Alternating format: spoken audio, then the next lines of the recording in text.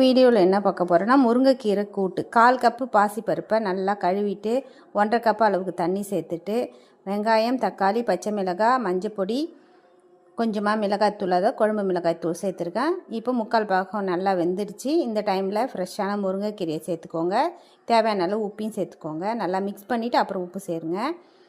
நல்லா கீரை ஒரு 2 நிமிஷம் கொதிச்சா போதும், ரொம்ப நேரம் கொதிக்க வேண்டாம்.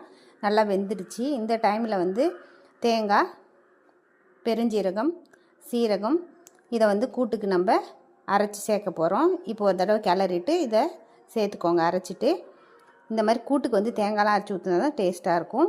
இப்போ தேவையான அளவு தண்ணி விட்டு 2 கொதி விட்டு இறக்கிடுங்க. இப்போ கடுகு, உளுத்தம்பருப்பு, காஞ்ச மிளகாய் சேர்த்து தாளிச்சிக்கோங்க. அவ்வளோதாங்க, சுவையான முருங்கைக்கீரை கூட்டு ரெடி. ஹீமோகுளோபின் ரொம்ப கம்மியாக இருக்கிறவங்க அடிக்கடி இந்த மாதிரி நம்ம முருங்கைக்கீரை லேடிஸ் நிறைய எடுத்துக்கணும். இந்த வீடியோ பிடிச்சிருந்தா லைக் பண்ணுங்கள், ஷேர் பண்ணுங்கள், மறக்காமல் சப்ஸ்கிரைப் பண்ணுங்கள்.